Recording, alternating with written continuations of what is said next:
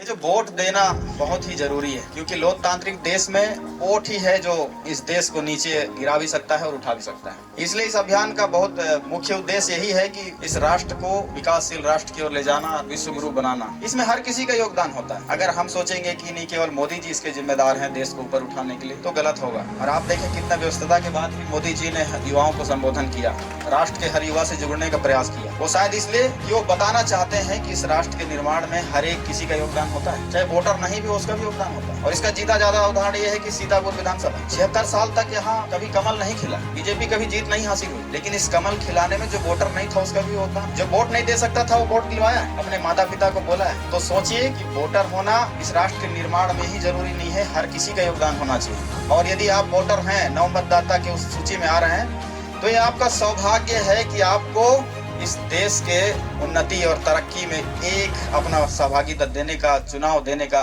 जो मौका मिलने वाला है। और ये मौका 18 साल बाद आता है। 18 साल तक सोचिए हम इंतजार करते हैं कि राष्ट्र के इस निर्माण में, इस चुनाव में हमारा योगदान होगा। और सौभाग्य से आप सभी का पहली बार योगदान होने वाला है। इसलिए मैं इस चुनाव में कहता था हमेशा कि जो नव मतदाता है उनके लिए तो बहुत बड़ा खतरा है कि आपका ये वोट, और वो भी जिंदगी का पहला वोट, कहीं ऐसा ना हो कि ऐसे जगह में पड़ जाए जिससे कि इस राष्ट्र को कमजोर बनाने में आपका होता है। इसलिए सोचने की बहुत ज्यादा जरूरत है और वोट देना भी बहुत ज्यादा जरूरत है। हम लोग सोचते हैं कि नहीं रहने दीजिए ना, मेरे एक वोट से क्या होगा, लेकिन ऐसा नहीं है। आपके वोट से ही सब कुछ होगा। और वोट देने से पहले भी ये भी जानना जरूरी है कि जिंदगी का पहला वोट आप उचित जगह पे दें या उचित व्यक्ति को दें जो वाकई में राष्ट्र के निर्माण में योगदान दें। मकसद यही है, उद्देश्य यही है। क्योंकि उस कटघरे में जब हम जाते हैं जहाँ पे पोलिंग बूथ रखा होता है, वहाँ आपके सिवा कोई नहीं होता। आपकी सोच होती है और आप होते हैं। मैं वो अनुभव आपको बताना चाहूंगा, जब जिंदगी में पहली बार वोट दिया, कुछ देर वहाँ खड़ा रहा और सोचता रहा और अपने अंदर में एक खुशी की अनुभूति होती रही कि वाह, यही है जहाँ से राष्ट्र निर्माण होता है। सोचिए एक छोटा सा बॉक्स, उसी बॉक्स से इस देश का निर्माण होता है। उस देश से निर्णय होता है कि इस देश का प्रधानमंत्री कौन होगा। सोचिए कितना अहम जगह है। उस अहम जगह को मैं देखता रहा, कुछ देर तक सोचता रहा कि कैसे। अब वो अनुभव आप सभी लेने वाले हैं। इसलिए इस बार के चुनाव में मैं कहा था कि इस बार बिना नहाए कोई पोलिंग बूथ में मत जाना,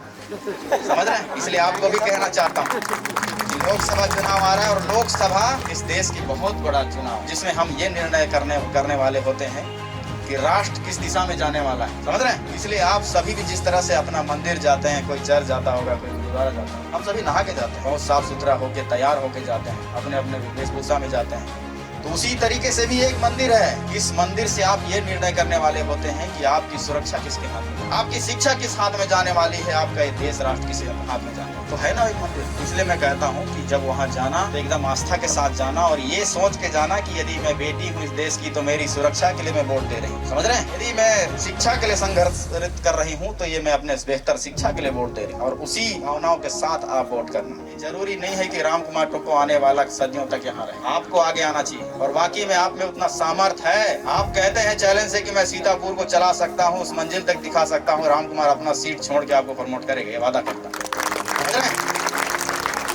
लेकिन उसके लिए आपको अपने आप को गढ़ना होगा, अपने आप को आगे लाना होगा, अपने आप में समय गंवाना होगा। जैसे लोग कहते हैं कि आपने अपने ऊपर कितना खर्च किया, आपने अपने को ऊपर कितना खर्च किया। कई लोग घर बनाने में खर्च करते, गाड़ी खरीदने में खर्च करते हैं ना। लेकिन मैं भी ये पूछना चाहता हूँ कि आपने अपने ऊपर कितना खर्च किया। एक कहावत है कि आपके जो ज्ञान है ना, उसको कोई नहीं चोरी कर सकता, और उससे बड़ा धन और कुछ नहीं। अगर आपके पास ज्ञान है, काबिलियत है, तो आप जीरो से भी शुरू कर सकते हैं। लेकिन संपत्ति है, संपत्ति लुटा के और आप में ज्ञान नहीं है तो फिर आपको तकलीफों का सामना करना पड़ेगा। इसलिए ये महत्वपूर्ण पॉइंट है कि आपने अपने लिए कितना खर्च किया। तो अपने लिए खर्च माने अपने स्किल को डेवलपमेंट करने के लिए आपको समय देना होगा, खुद के ऊपर, खुद को तराशने के लिए खुद के ऊपर समय देना होगा। और जिस दिन आप अपने ऊपर समय दे दिए उस दिन आपके समाज में अलग ही वैल्यू होगी। ये जरूरी नहीं है कि छोटा बच्चा है तो आपका सम्मान नहीं होगा, पूरा गाँव आपका बात सुनेगा, पूरा विद्यालय सुनेगा। बस शर्तें हैं आप वैसे शब्द तो लाइए जो सुनने लायक। इसीलिए साथियों, आप अपने आप को उस योग्य बनाइए और आप हैं, ये हम विश्वास करते हैं।